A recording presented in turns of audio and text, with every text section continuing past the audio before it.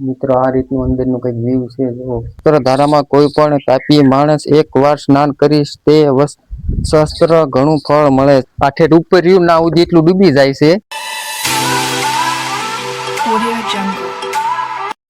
તો સ્વાગત છે તમારું અમારા નવા બ્લોગમાં। તો જો અમે આજે આવી ગયા છે કેરાળાથી આપણે જઈએ છીએ સહસ્ત્રધરા ખોડિયારમાં નું મંદિર કિલોમીટર થાય તમને બતાવું જો સામેથી અને તમે માંડવતાર કેવા સીધું ત્યાં બોર્ડ મારેલું છે અને આમથી આવો તો થી આવો તો રોજમાં બિજલી નાખી આવવું પડે સમથિંગ સામે જ છે જો જસ્ટ સામે જ છે તો ચાલો મળીએ હવે આગળ। તો હા ફેમિલી, તો જો આપણે આજે આવી ગયા છે શસ્ત્રધરા માં ખોડિયારમાં ના મંદિરે આપણે પગે લાગવા આવ્યા છે। તો આ મારી પાસે તમને દેખાય આ માં ખોડિયાર નું પવિત્ર મંદિર।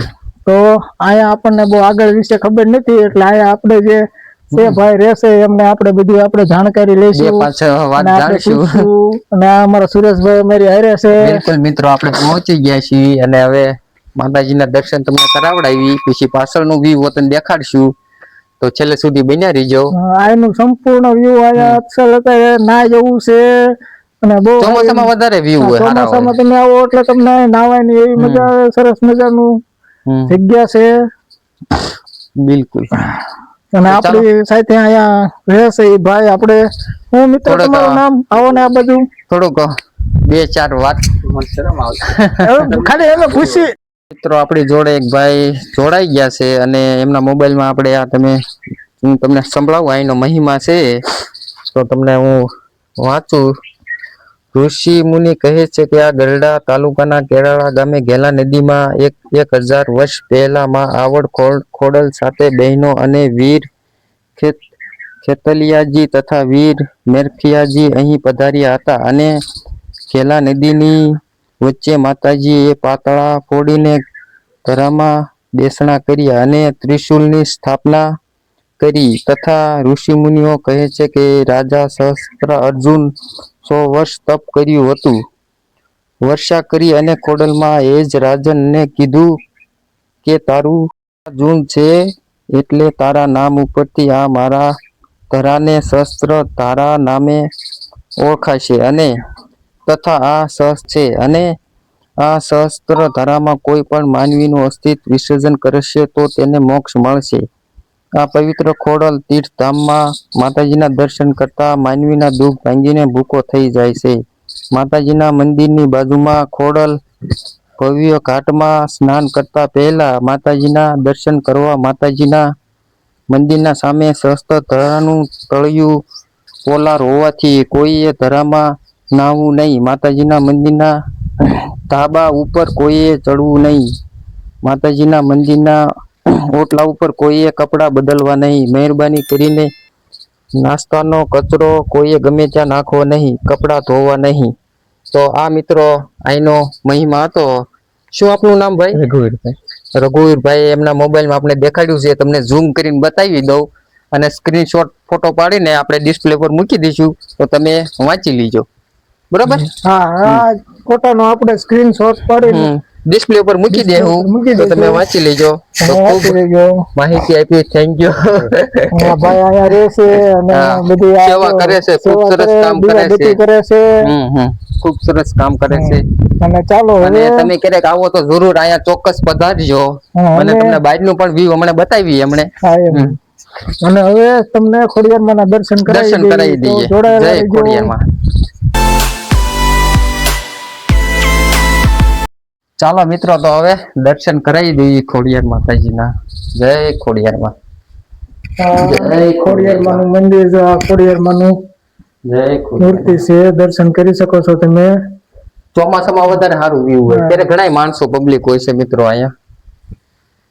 પાછળનું તમે વ્યૂ જો આમ છે આ રીતનું કઈક જો અહીંયા શસ્ત્રધરા વાળા ખોડિયારમાં આ તમે વાંચી શકો છો ને આ હું આખું હજી અહીંયા કામ ચાલુ છે મંદિર, હજી મંદિરનું કામ ચાલુ છે, આગળ હજી મંદિરનું કામ કરે છે। પાણી પીવાના ગોળા બધું મૂકેલું છે। આ આખા મંદિરનો ફરતો વ્યૂ છે।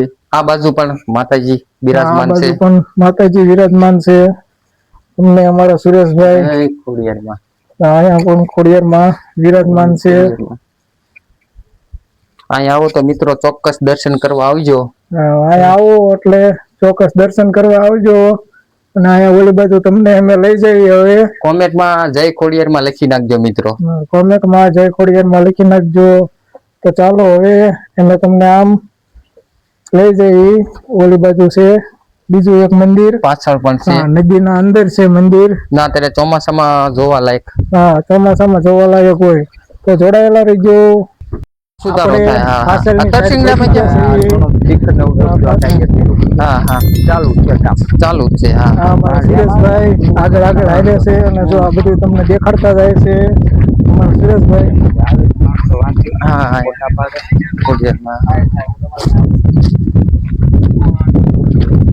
આપણે આ છે આખો ઘેલો નદી.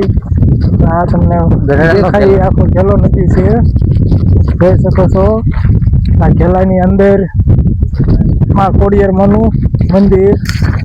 અહીંયા કામ ચાલુ છે. અહીંયા કામ ચાલુ છે અત્યારે.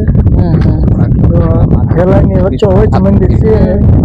તમે અહીંયા ચોમાસામાં આવો એટલે અદભુત નજારો હોય. જોડાયેલા રહેજો. તમને અંદર તો મિત્રો આપણે નીચે આવી ગયા છીએ. હવે તમે જોઈ શકો છો માતાજીનું ઓરિજિનલ, આપણે ઓરિજિનલ થોડો બરોબર ને મિત્ર. આ ઓરિજિનલ માતાજીનું સ્થાનક છે, થોડો છે. અને અહીંયા પાણી તમે આવે તે અત્યારે જ નહીં પણ ચોમાસામાં વધારે પાણી હોય છે અત્યારે. અને ચોમાસામાં વ્યૂ બહુ સારો હોય છે. અહીં બધે આ પાણી આવી જતું હોય છે. હા, બધે આવી જાય. એટલામાં બધે પાણી આવી જાય. જો આ રીતનું છે કઈક. ઉનાળામાં પાછું પાણી છોડે તે થોડું ઘણું આવતું હોય છે. હા, ચાલુ હોય જરા અત્યારે ચાલુ હોય, ઉપરથી પાણી આવતું હોય છે.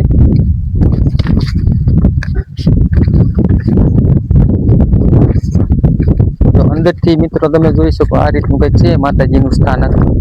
તો અહીંયાથી કેમેરામેન દેખાડજો થોડુંક સામે. જો આ રીતનું કઈક સ્થાનક છે. અને આ એટલું પાણી નજીક થઈને દર્શન તમને કરાવી મિત્રો. બાર નું તમને વ્યૂ બતાવી છે. હા, પેલા ફેમિલી મિત્રોને દર્શન કરાવી દઈએ. ચાલો હવે દર્શન આપણે કરાવી દેવી ફેમિલી મિત્રોને. જો આપણે મંદિરે પહોંચી ગયા છે. જો આપણે જોઈ શકો છો, દર્શન કરી શકો છો. જય ખોડિયારમાં, જય ખોડિયારમાં. તમે મિત્રો આવો તો આ મેન થોડો છે માતાજીનો, તો ચોક્કસ અહીંયા પધારજો. અને આ મંદિરનું કામ એ ચાલુ જ છે. અને જો આ અંદરનું કઈક વ્યૂ આ રીતનું છે, તમે જોઈ શકો છો.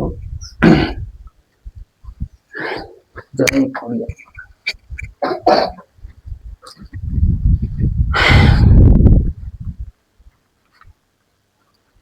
જય ખોડિયારમાં.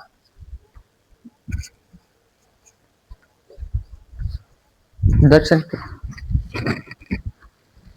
આપણે હવે સુરેશભાઈ દર્શન કરી લીધા છે. આપણે દર્શન કરી લઈએ. જય ખોડિયારમાં. જયપાલભાઈ દર્શન કરી લો ભાઈ. ચાલો જયપાલભાઈ દર્શન કરી લો ખોડિયારમાંના. અને કમેન્ટમાં જય ખોડિયારમાં લખી નાખજો મિત્રો. અને હવે આ બાજુ સરસ મજાનું ને અમારા ભાઈ આ સેવા ભાવિક છે અને સપોર્ટ કરજો એમને. બહુ સરસ માતાજીનું કામ કરે છે અને અહીંયા ઘણા સમયથી રહે છે. અહીંયા જો આમાં માછલા હોટલ છે. જો મોટા મોટા જોઈ શકો છો તમે. માછલા છે. જો મિત્રો આમાં જો માછલી તમને દેખાય તો અહીંથી જો સરસ મજાની માછલી છે અહીંયા. અત્યારે તો એટલું પાણી છે ને ઠેઠ ઓલી ઉપર ટોચ ઉપર ઠેઠ કટોકટ આવી જાય છે પાણી. આ રીતનું કઈક વ્યૂ છે. આ બધે આખું આમ ભરાઈને પાણી હતું. આ મંદિર જો અમે ઊભા અત્યારે ઠેઠ આ ઉપર આ ટોચ ઉપર આ ટોચ રે નાવ ઠેઠ અડી જાય છે. અને અમારા મિત્ર ખૂબ સરસ સેવાનું કામ કરી રહ્યા છે. તો સપોર્ટ કરજો અને ચોક્કસ અહીંયા પધારજો તમે. અદ્ભુત જગ્યા છે. અદ્ભુત જગ્યા છે. એકવાર તમે અહીંયા આવો. હવન કુંડ છે મિત્રો જોવા. અને ફરતેનું આ રીતનું તમને પહેલેથી વ્યૂ તો બતાવી દીધું. તો ચોક્કસ પધારજો. વિશ્રામ બીજું કઈ કહેશો હવે? અને આ આવો તો બહુ ઊંડા પાણીમાં ન નાહવું. હા, ઈ એક ખાસ ધ્યાન હા, રાખજો. ધ્યાન રાખવું. કાંઠે બેસીને નાહવું, બહુ ઊંડામાં ન જવું. હમ. કેમ કે આ પાણાવાળી જગ્યા છે, ખાડા ને એવું હોય, હા, પથરાવ. એટલે જાનહાનિ થાય. એટલે આપણે જોઈ વિચારીને કે ઊંડા પાણીમાં ન જવું હા અને કાંઠે બેસીને હા, નાહવું. એટલે ખાસ નોંધ લેવી. હા, ખાસ નોંધ લેવી. અને ચોમાસામાં ચોક્કસ આવજો, ફરવા લાયક સ્થળ છે. ચોમાસામાં તમે આવો એટલે તમને બીજી વાર આવવાનું મન થાય હા. જગ્યા છે. હા, સરસ. તો ચાલો મિત્રો, આજ માટે આટલું. તો મળીશું હવે. નેક્સ્ટ બ્લોકમાં લાઈક, શેર અને સબસ્ક્રાઇબ કરી દીજો અને સપોર્ટ કરજો.